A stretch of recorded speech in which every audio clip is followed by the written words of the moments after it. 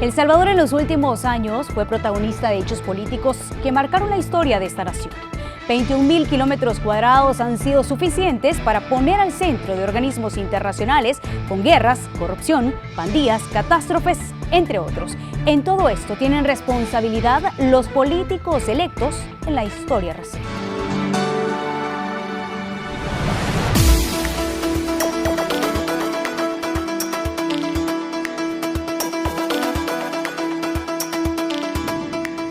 Para 1984, año en el que el Consejo Central de Elecciones convocaba los comicios presidenciales en El Salvador, ya se registraban al menos 6 masacres por el conflicto armado y se contabilizaban al menos 50.000 muertes, entre ellas la del arzobispo de San Salvador, Monseñor Óscar Arnulfo Romero. Debe de prevalecer la ley de Dios que dice no matar. Para tratar de mediatizar ese proceso político-militar que se había abierto y por lo tanto se dan en el marco de una guerra pues que estaba teniendo expresiones muy cruentas. Se usaron también como un vehículo de propaganda hacia el oficialismo, sobre todo porque insistían en que eran las primeras participativas en el país, las primeras en las cuales la población podría salir a votar libremente, en fin. Todo esto en medio de la convocatoria a unas elecciones que dejarían atrás a la Asamblea General Constituyente y en las que se guardaban las esperanzas de al menos 5 millones de personas que añoraban un verdadero proceso de paz. El propósito de la mayoría era que hubiera un gobierno democrático para que hubiera justicia. Lo que más anhelábamos, quizás la mayoría, era un cese al fuego. Porque necesita o quiere un cambio. Las vistas se centraban en 3 de 8 candidatos que encabezaban las encuestas de ese entonces. José Napoleón Duarte, un político experimentado que llegaba con 53 años de edad, miembro y fundador del Partido Demócrata Cristiano, exmiembro de las Juntas Revolucionarias de Gobierno. ¡Viva El Salvador! Roberto Dawison, un militar y político salvadoreño que con 40 años de edad ya había liderado cuadrillas paramilitares ultraderechistas conocidas como los Escuadrones de la Muerte, fundador del partido Alianza Republicana Nacionalista Arena, que lo lanzaba como presidenciable, y Francisco José Guerrero, conocido como el Chachi, quien más adelante fungiría como presidente de la Corte Suprema de Justicia, impulsado por el Partido de Conciliación Nacional, instituto político que ya había tenido varios presidentes de corte militar. Estados Unidos necesitaba que ganara Napoleón Duarte. ¿Para qué? Para favorecer la continuidad de su apoyo militar, que era crucial para evitar el colapso del régimen. Casi un mes después de la masacre en el cantón Las Piletas en San Vicente, que cobró la vida de 25 civiles, se llegaba a la fecha clave, que definiría el curso que tomaría el país para los próximos 5 años. Seamos felices, que tengamos buen ambiente. Estamos en paz, que ya no sigamos a como estamos en este tiempo tan estrecho, que haya trabajo. La paz, que haya tranquilidad. El calendario marcaba 25 de marzo y 1.419.503 personas ejercieron el voto. El sabor que le quedó a la población es que salió a votar a la fuerza, salió a votar obligado, porque el que no iba a votar aparecía como sospechoso de apoyar a la subversión. Entonces tú te imaginas a los exguerrilleros entrando al cuartel. Con bastante miedo por parte de la población, porque debemos recordar que el Frente Farabundo Martí llamó a boicotear las elecciones. Hubo muchos municipios en los cuales no se celebraron por falta de seguridad, en fin, unas elecciones bajo las balas. En el conteo final, los resultados no eran suficientes como para declarar ganador. el líder de los demócratas cristianos y que continuó con la implementación de la reforma agraria durante las juntas revolucionarias, lograba un 43.41% de los votos en contra de un 29.77% de Arena y su candidato Roberto Dawison, a quien el gobierno de los Estados Unidos acusaba del asesinato de Monseñor Óscar Arnulfo Romero. Conscientes y complacidos del resultado, ha sido hasta providencial la situación de habernos ganado el derecho, junto con la democracia cristiana, a ir a una segunda vuelta para que se consolide todavía más el proceso democrático. Es evidente que Roberto Dawson tenía una imagen muy negativa por su conducta. Recuerda usted todos los señalamientos respecto al asesinato de escuadrones de la muerte y todo lo demás. La fecha decisiva sería entonces el 6 de mayo del mismo año. En la segunda vuelta era el momento de medir fuerzas. Duarte tenía un lenguaje pacifista y por lo menos así lo percibió la gente en aquel entonces. Promovió la justicia social y la democracia, así como en promesa de establecer un diálogo con las guerrillas en cada uno de sus discursos. Dawson se planteó con más fuerza y prometió guerra o muerte contra el comunismo, bandera de lucha de esas épocas en toda Latinoamérica. Tenemos una mayor guerrilla, una gran violencia, una gran cantidad de muertos, hambre y desempleo. Pero rompí el plan comunista. Entonces los comunistas se enojaron conmigo y se inventaron el nombre de escuadrones de la muerte. La guerrilla continuaba agrupándose. Ellos tenían su propia postura sobre lo que este nuevo gobierno significaría. En ese contexto era impensable que el FMLN participara y más bien tuvo una conducta de boicot a las elecciones del 84. El campo político del FMLN lo abre toda su participación liderando la guerra civil en El Salvador, ¿no? Ahí no hay discusión al respecto, no es toda esa acumulación de fuerzas. Lejos de generar desencanto, la segunda vuelta atrajo a más de 104,000 personas que no ejercieron el sufragio en la primera. Y es que el país no veía un proceso similar desde 1979, tras el golpe de Estado a Carlos Humberto Romero, que terminó en la instauración de las juntas revolucionarias de gobierno.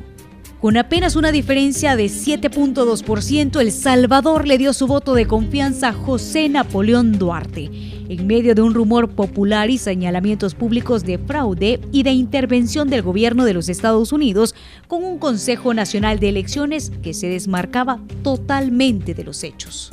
Hay bastantes testimonios de la época que ustedes los pueden rastrear en las redes sociales, en los registros históricos, donde aparece claramente, ¿va?, que el resultado de esas elecciones lo trabajó la CIA, con recursos estadounidenses, por supuesto. Pero allí no creo que lo hubiera.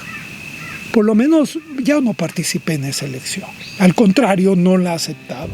Duarte tomó posesión el 1 de junio de 1984. El mayor Roberto Dawson se mantuvo como opositor férreo liderando el partido Arena por un año más después de las elecciones y luego sustituido por Alfredo Cristiani, sin que se iniciara un proceso en su contra por la muerte de Romero y otros casos donde fue acusado. Ese discurso, menos, ya ni recuerdo exactamente, hubiese un encuentro de diálogo, porque había sido un compromiso de campaña. No había la intención verdadera de lograr un acuerdo con la guerrilla salvadoreña, no en ese entonces, no en los 80.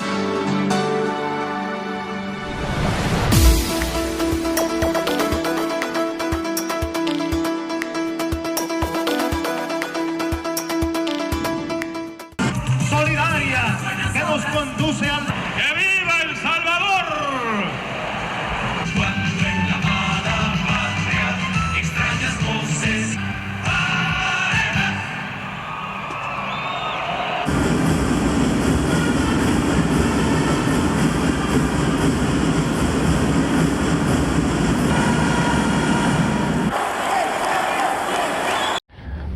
Señor presidente, para iniciar yo querría hacerle una pregunta muy corta. ¿Usted cree que la paz es posible en El Salvador? La respuesta corta sí, porque tengo fe. La segunda meta es llevar al país hacia la paz.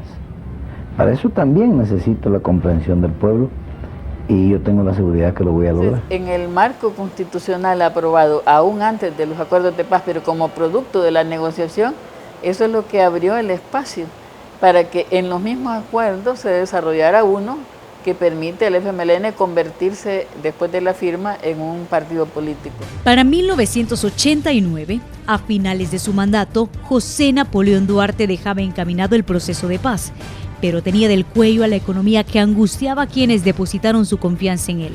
Pues hombre, le tocó administrar la calamidad. Todo el esfuerzo económico y político fundamental era invertir en la guerra. Los indicadores sociales no importaban. El Fondo Monetario Internacional reportaba un decrecimiento del 2.6% con un Producto Interno Bruto de 1.357 millones, muy por debajo del registrado a inicios de la década a pesar de sus múltiples políticas económicas. Un país destrozado tanto por las malas decisiones de los gobiernos pecenistas a nivel económico y por supuesto ya golpeado por una guerra que para ese entonces llevaba 3-4 años. De hecho, Duarte se hizo muy impopular debido a los famosos paquetazos. Estados Unidos comenzó a darse cuenta que era imposible ganar la guerra. Se fueron como abriendo algunas condiciones a favor de que esta guerra había que terminarla. 8 rostros diferentes se atrevían a buscar la silla presidencial en tan difícil momento. Encuestas como las del UDOP favorecían al empresario Félix Alfredo Cristiani, de 41 años, que corría bajo la bandera del partido Arena y que había cobrado fuerza en los últimos años como oposición.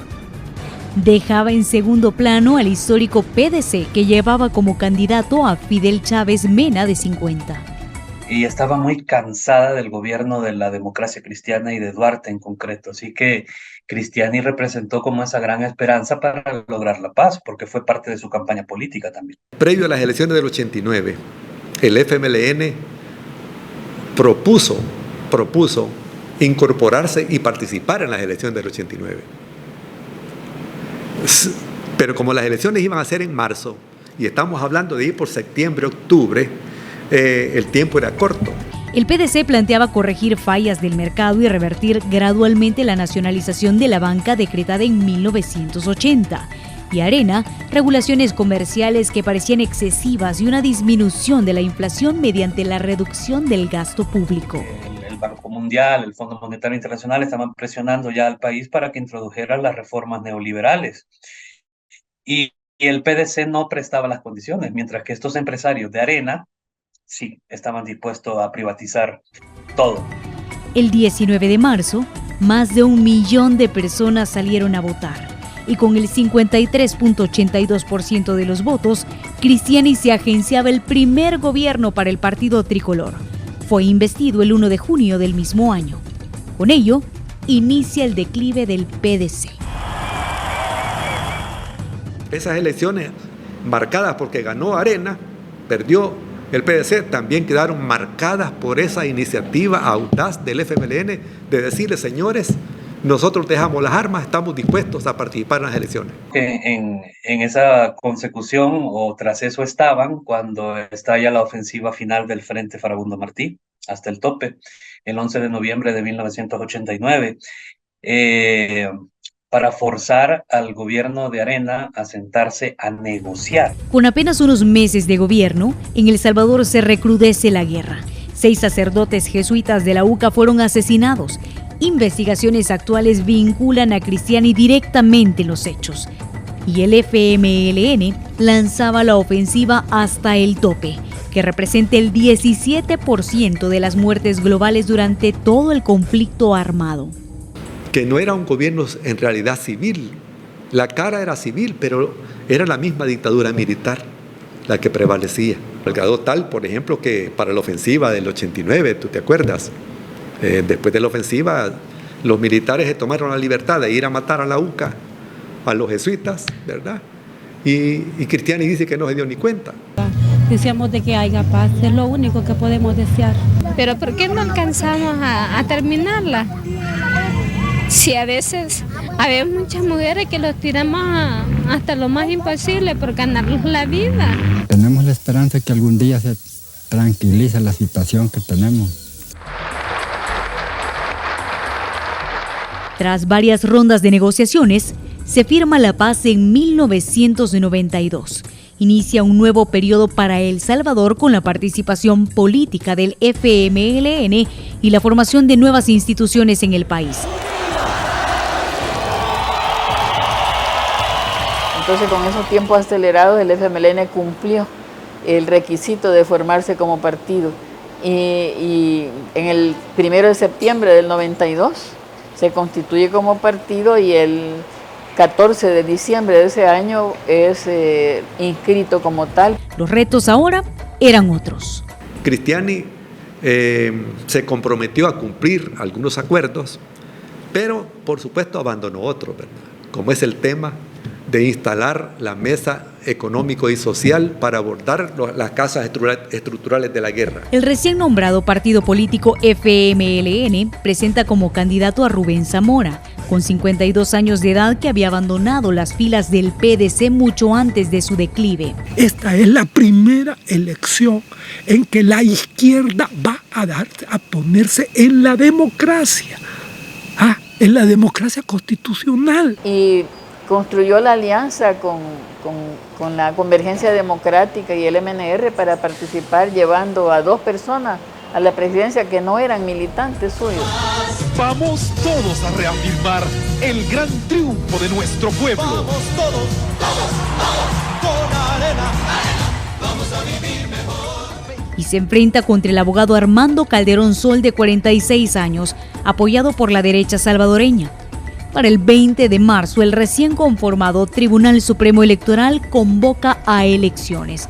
1.411.320 personas van a las urnas.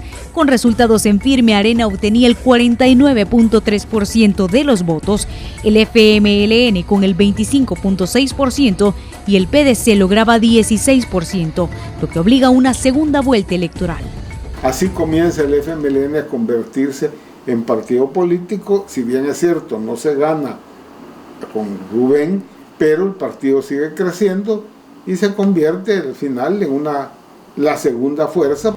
El 24 de abril, y con 165.000 votantes menos de los registrados en la primera ocasión, Armando Calderón Sol se proclama presidente de la República con el 68.6% de votos totales. A él entregaban el 1 de junio de 1984 un país mucho más estable económicamente, con un crecimiento anual del PIB de un 6% y una nación con un proceso de paz en desarrollo.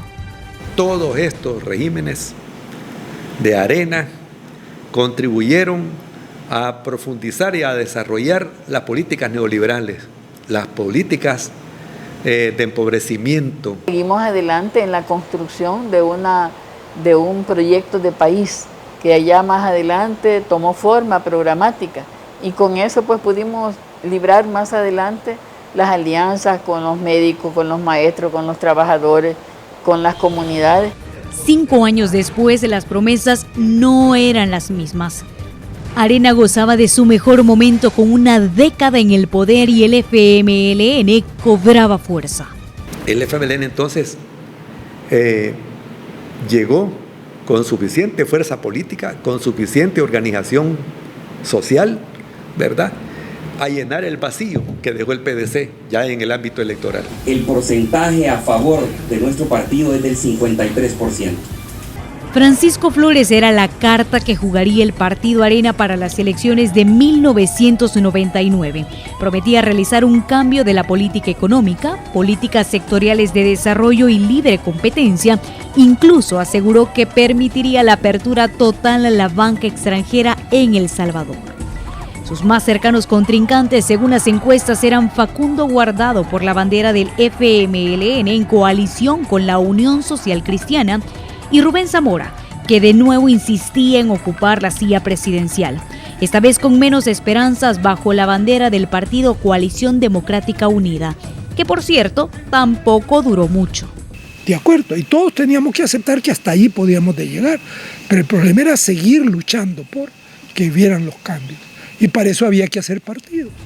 Comparado con años anteriores, el nivel de votantes comenzaba a bajar. De los más de 3 millones en el registro electoral, solo 1.223.215 acudieron a las urnas, pero fueron suficientes para darle la victoria en primera vuelta a Francisco Flores con el 51.96% de votos.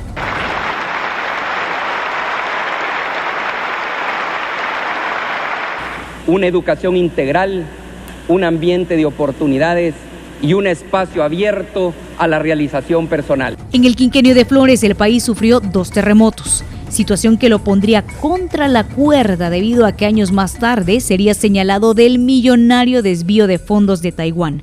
Al menos $10 millones no llegaron para la reconstrucción ni para los afectados. El destino fue su partido, Arena.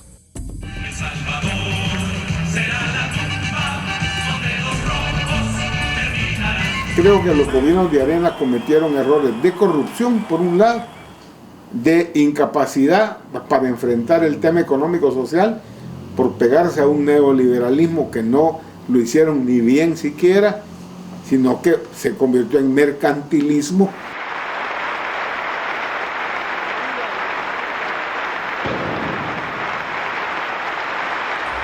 Cuando Francisco Flores fue investido el 1 de junio de 1999, jamás imaginó que en medio de su política enfocada a la privatización de más recursos y la dolarización en el país, que por cierto no le cayó en gracia a nadie y bajó los niveles de popularidad de Arena, se escondía otro enemigo más poderoso: las pandillas. Ahora, a nivel económico, sí fue un periodo bastante complicado. Encarecieron el país, la inflación se disparó, lo dolarizaron, y luego creo que algo que experimentamos posteriormente los y las salvadoreñas es que en ese tiempo crecieron y dejaron crecer las famosas pandillas, ¿no? Que luego nos pasaron una factura enorme a la sociedad salvadoreña. Hicieron ellos porque desde 1995 que ya funcionaban las escuelas, exactamente en Cabañas, Cuscatlán, La Paz y San Vicente, partieron El Salvador, y a esto no se le dio la formulación o la investigación adecuada. Que esa actitud pasiva, protectora de los delincuentes, que ha generado una serie de leyes que no protegen a los ciudadanos, debe terminar. De hecho, en el año 2004 fueron asesinadas 2.933 personas y ningún plan de gobierno daba resultados. El Producto Interno Bruto apenas crecía un 0.9% y El Salvador ya había sido golpeado por diferentes fenómenos naturales, esto en medio de señalamientos de corrupción que no pasaban de ahí. A eso se enfrentaría quien asumiera las riendas en este nuevo periodo. Lo que generó también la salida de tantos salvadoreños al exterior. Se rompieron la estructura familiar, se fueron padres, se fueron y dejaron a los hijos con tíos, con abuelos, y el resultado es el surgimiento de las pandillas cuando los gringos nos mandan de regreso a los principales pandilleros. Conocido por las guerrillas como el Comandante Simón, Shafiq Handal provenía del seno del partido FMLN y pretendía llegar al poder con un creciente apoyo de la población que comenzaba a perder el miedo en un primer gobierno de izquierda. Se enfrentaba a Elías Antonio Saca, un empresario de las comunicaciones abanderado del partido Arena. Muy por debajo en las encuestas, Héctor Silva del PDC-CD. Una campaña que apenas dejaba propuestas por el nivel de agresiones entre candidatos. ¡El pueblo unido jamás será vencido! Un 79% de la población encuestada por la prensa gráfica opinaba así. Lo que van a encontrar es resistencia y más lucha. Cuando tú llegas a un momento y te das cuenta de que has recuperado tu voto histórico, que no estás creciendo, la única opción que te queda, si no eres ético, es comenzar a atacar al otro partido. Se puede ordenar que se suspenda la transmisión o la publicación de esa propaganda, ¿verdad? Es más, el tribunal en las resoluciones le ha como prevenido a los medios de comunicación que se abstengan de seguir haciendo la transmisión de esa propaganda electoral. Con varias sanciones de por medio por el nivel de agresiones, El 21 de marzo se registra una cifra récord de electores en las urnas, 2.317.981, impulsados por el temor inculcado por las campañas que comparaban a El Salvador con Cuba. De hecho, en el año 2004 es cuando se da la mayor participación de votantes, con alrededor de un 65% de ellos, ¿no? Y estos dos partidos políticos que formaron el bipartidismo de facto llegaron a tener en sus mejores momentos más de 1.300.000 votos, ¿no?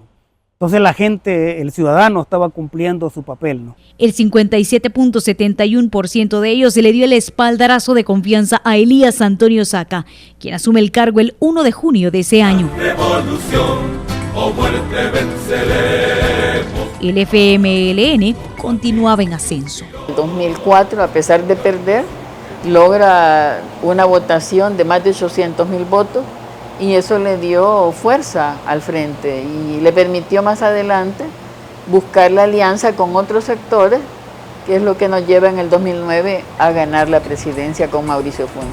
Seguro recordarán el plan Super Mano Dura impulsado por el gobierno de Elías Antonio Saca.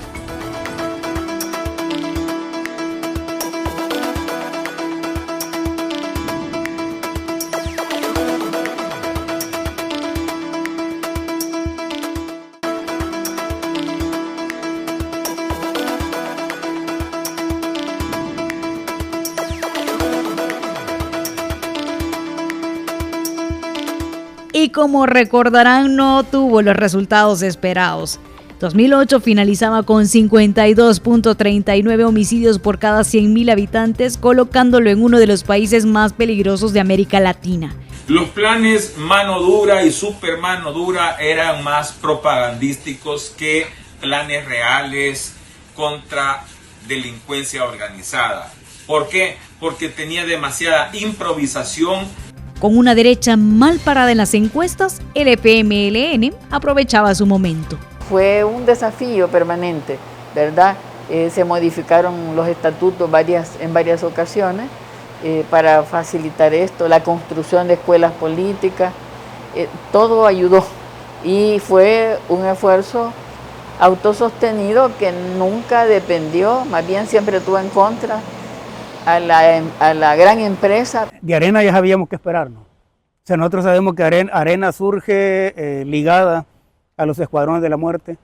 Arena surge como el partido político de la oligarquía y el FMLN era el partido supuestamente del pueblo, ¿no? Al menos eso fue lo que mostró durante la guerra. Llega un momento que la población ya no la asustas con ese mensaje.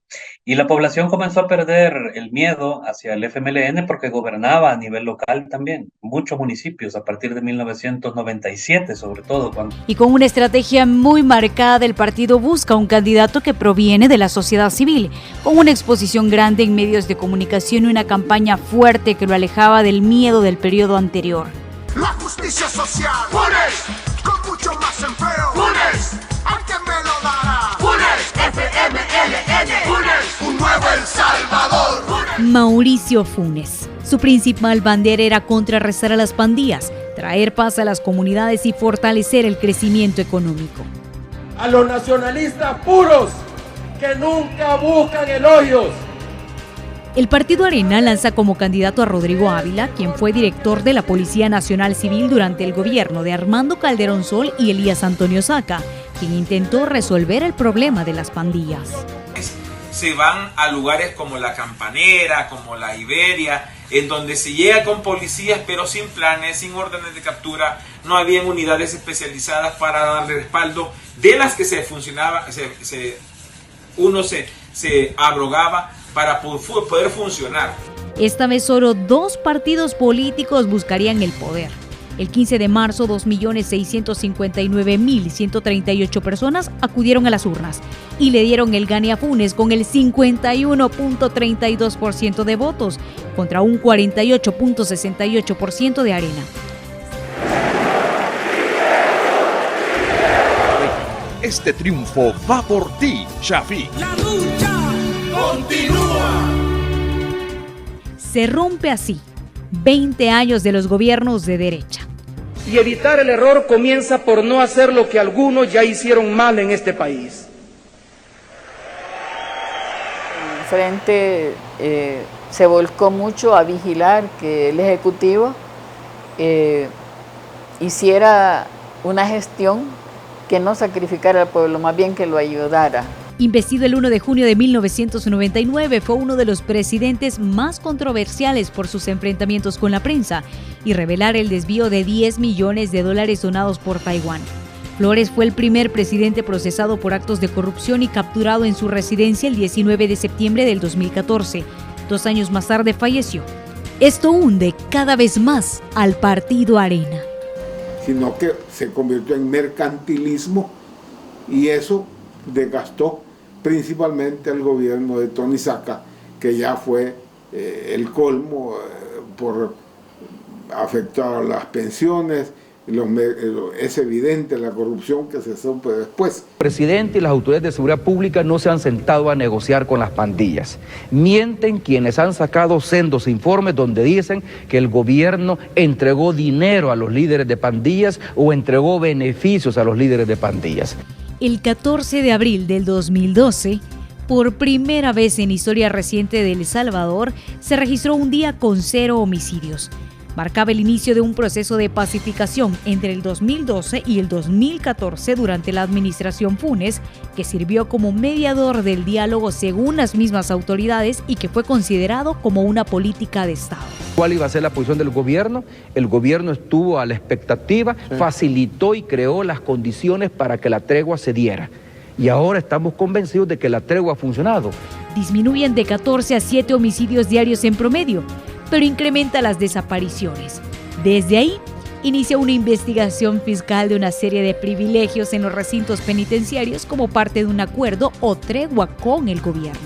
Ya sacaban a los jefes a reuniones en iglesias, en reuniones aquí y allá, y miraba uno cuando llegaban altos funcionarios a reunirse. Es más, en las cárceles había que pedir permiso dentro de los recintos para que no le pidieran extorsión a uno como litigante. Por más apoyo al migrante, Salvador y Oscar, adelante. Vota FMLN. Bajo ese contexto, el país se encaminaba a un nuevo proceso electoral.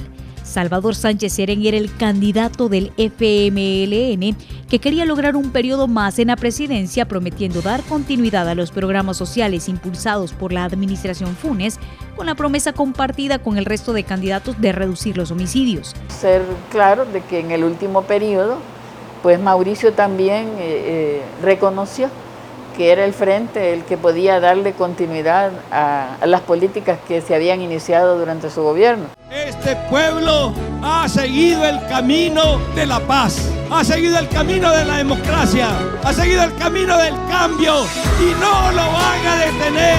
Somos la alegría.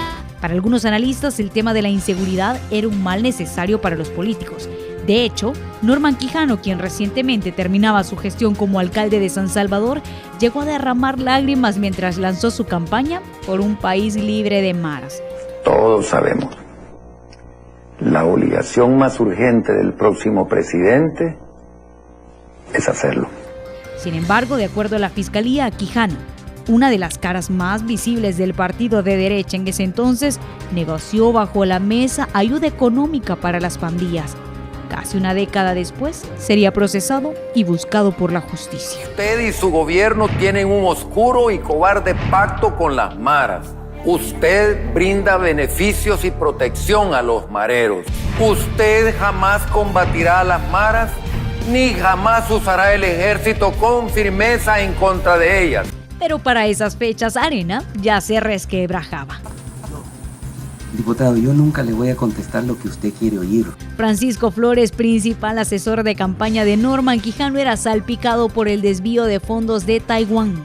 El presidente Flores forma parte de un grupo, quien dirige la campaña soy yo, soy el que toma las decisiones más importantes, siempre son consultadas en un comité estratégico donde estamos entre 12 y 14 personas. Él se mantiene. Y él forma parte de ese equipo. Flores se aparta de la campaña a finales de enero. Otro costo político fue la expulsión del expresidente honorario Elías Antonio Saca, acusado de querer fraccionar al tricolor y de amañar unas internas en 2008. le restó incluso simpatizantes. El CONENA, después de escuchar a los dos abogados representantes del expresidente Saca, ha tomado la determinación de expulsar del partido a Elías. De hecho, se convirtió en otro de los contendientes. Fundó el partido Gana, que en alianza con el PCN y el PDC formarían el movimiento Unidad y lo convertirían en candidato. Quiero anunciar que con la bandera de unidad, en una amplia coalición, buscaré la presidencia de la República. Las elecciones fueron convocadas para el 2 de febrero con la novedad del voto en el exterior, para el cual se empadronaron más de 10.000 compatriotas, en medio del cual ya se tenían varios recursos de inconstitucionalidad en contra de Saca por contraversión a los artículos 88 y 152 de la Constitución de la República. 2.747.074 personas acudieron a las urnas. Un 48.83% de votos fueron a favor de Salvador Sánchez Serén, un 38.95% a favor de Norman Quijano y para Saca un 11.44%, lo que obligaba a una segunda vuelta, dejando en el camino al movimiento Unidad. No fue fácil la elección de Salvador, una gran ventaja en la primera vuelta y el gran capital se vuelca en la segunda, ¿verdad? Sin embargo, históricamente es la elección de más alta participación, que hasta Wikipedia lo esconde. Para la segunda ronda, la cantidad de salvadoreños que acudió a las urnas incrementó. Fueron 3.016.958 los que ejercieron el sufragio. Y otorgaban el gane a Salvador Sánchez Serén con el 50.11% de los votos y con un estrecho margen sobre Norman Quijano con el 49.89%, una diferencia de 6.634 votos entre ambos. Que abramos todos los paquetes electorales y que vayamos confrontando las actas con el número de papeletas de sufragio que emitieron, eso del voto por voto. Estos resultados conllevaron a protestas frente a la Fiscalía General de la República y un recurso de nulidad ante el Tribunal Supremo Electoral, acusando al FMLN de fraude. Nosotros creamos un mecanismo por las dudas del fraude que siempre tuvimos de las elecciones antes de la guerra y durante la guerra. Para la elección de Salvador nos preparamos para tener el recuento de la urna más alejada. Mismo que fue desestimado por el ente colegiado, declarando en firme los resultados el 24 de marzo. También la Asamblea, toda la derecha se unió y no daba garantías de darle posesión a Salvador, todavía 2-3 días antes. En posesión del cargo de presidente de la República de El Salvador. Salvador Sánchez Serén fue investido el 1 de junio del 2014 y no fue hasta el 27 de ese mismo mes que la Sala de lo Constitucional de la Corte Suprema de Justicia invalidó la reelección de Elías Antonio Saca y dejó en claro que podía ser hasta después de 10 años en el ejercicio del poder posible una reelección. Bueno, quizás debimos cambiar más y no lo hicimos. A lo mejor eso explica en problemas presentes. No, al contrario, lo complicaron más. A ver, una cosa es ser oposición y otra muy distinta es ser gobierno. Y creo que los comandantes del FMLN llegaron viejos al poder y se corrompieron. Que hay dos FMLN, que el FMLN de la guerra es uno y que el FMLN que se incorpora a la vida civil legal es otro, totalmente distinto. Solo tienen la misma sigla, ¿no? Pero esos cargos a los cuales accede el FMLN no son producto de sus dirigentes.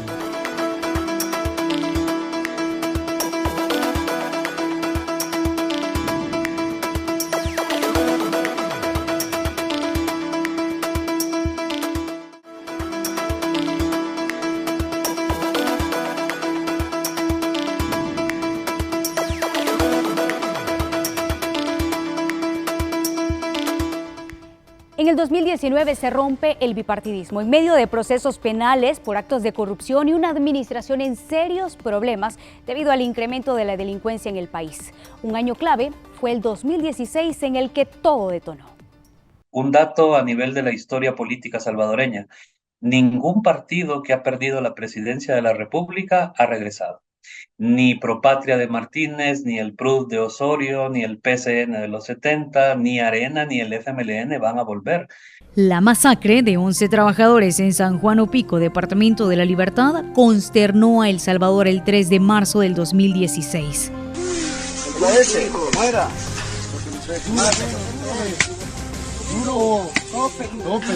Cuando miembros de estructuras criminales con lujo de barbarie usaron machetes, escopetas y fusiles para dar muerte a 10 electricistas y un agricultor. Ahí, justo ahí.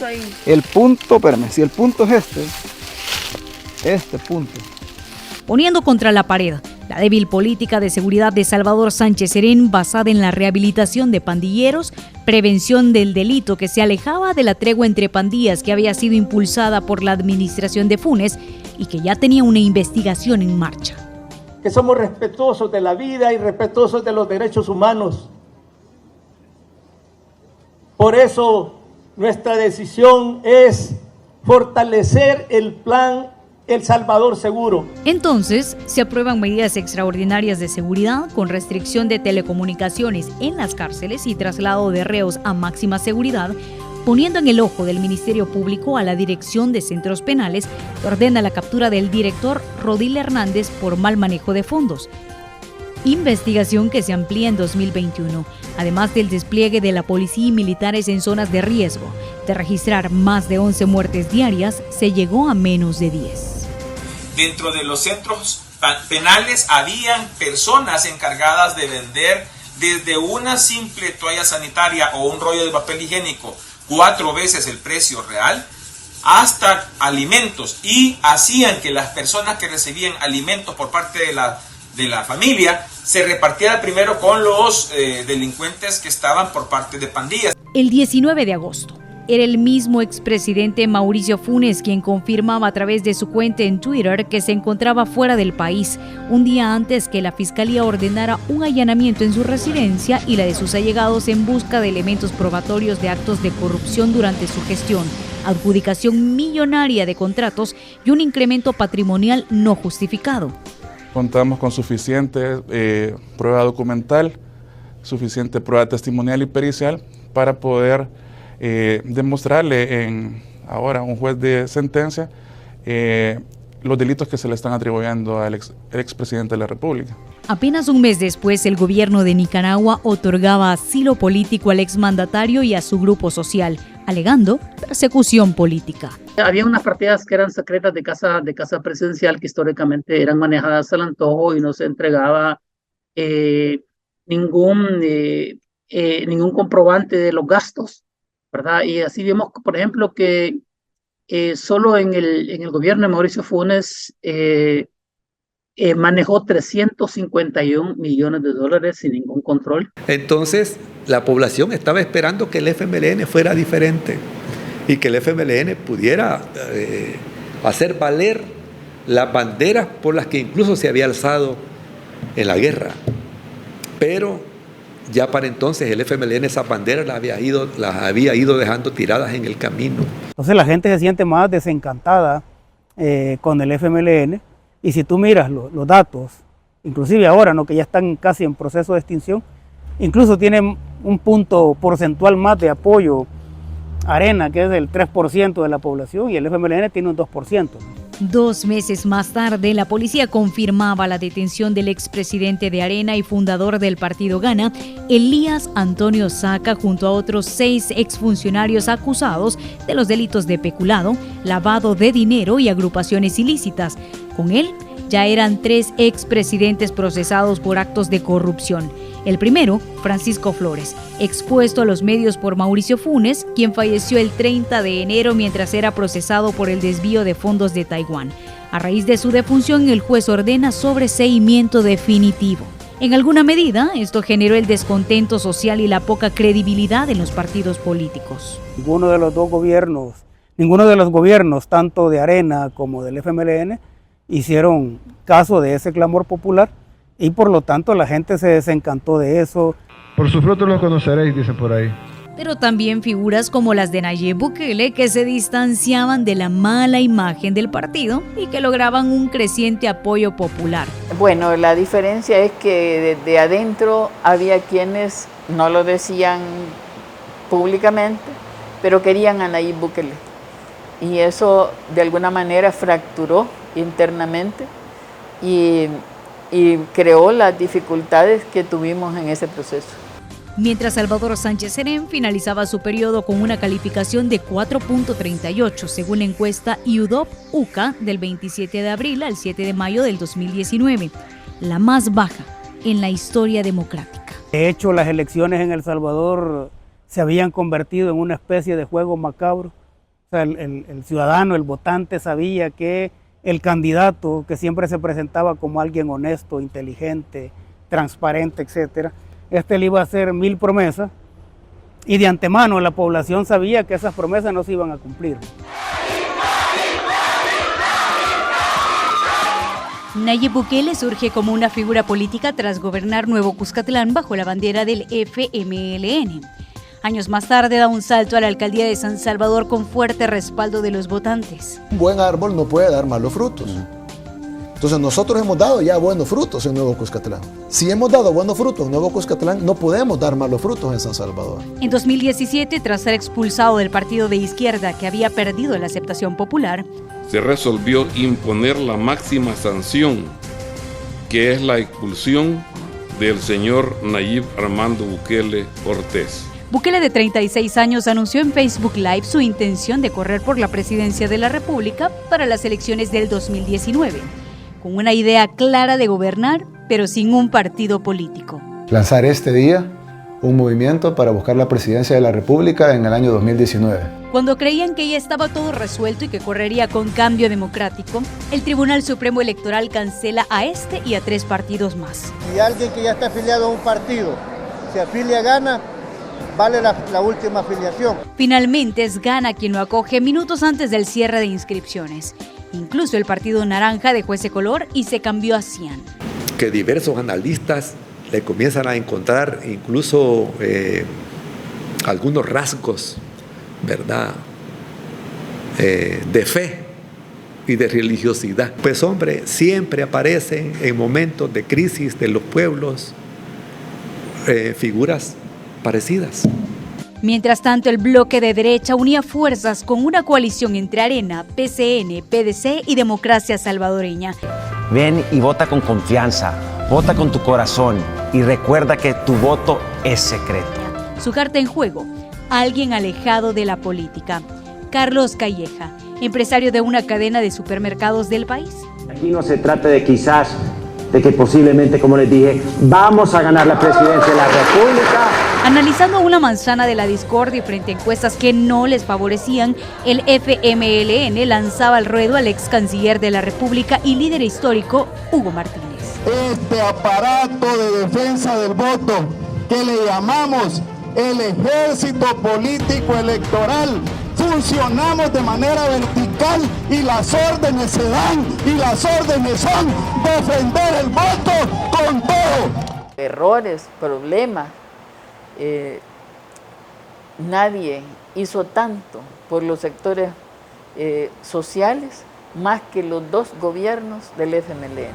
Las propuestas iban desde dar continuidad a la tregua entre pandillas y continuar con la militarización para frenar la delincuencia. La tregua tuvo ese potencial, pero haberlo hecho sin transparencia hizo que la población rechazara, ¿verdad? No, mire, no vamos a desechar nada que pueda funcionar. Yo creo que tenemos que tener un enfoque muy pragmático.